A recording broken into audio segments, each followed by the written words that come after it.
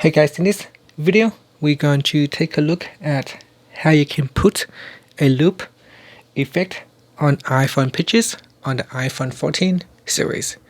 First, let's go back to the home screen by swiping up at the bottom of the screen.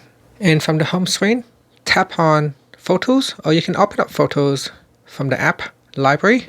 So type in Photos. Then in here, we're going to go to the albums that has the photos that you want to loop. Now open up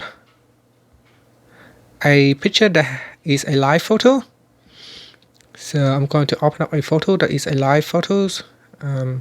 If you don't know which photo is a live photo, what you can do is you go down in albums, you go down and tap on the live photos album.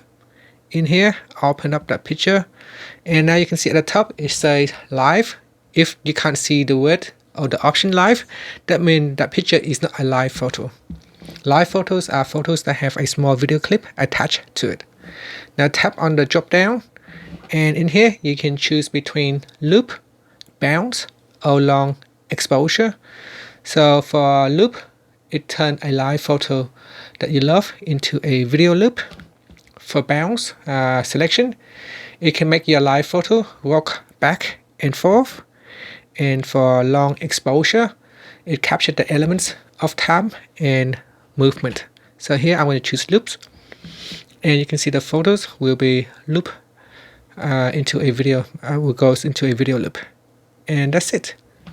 Finally, you can swipe up to return back to the home screen. Thank you for watching this video. Please subscribe to my channel for more videos.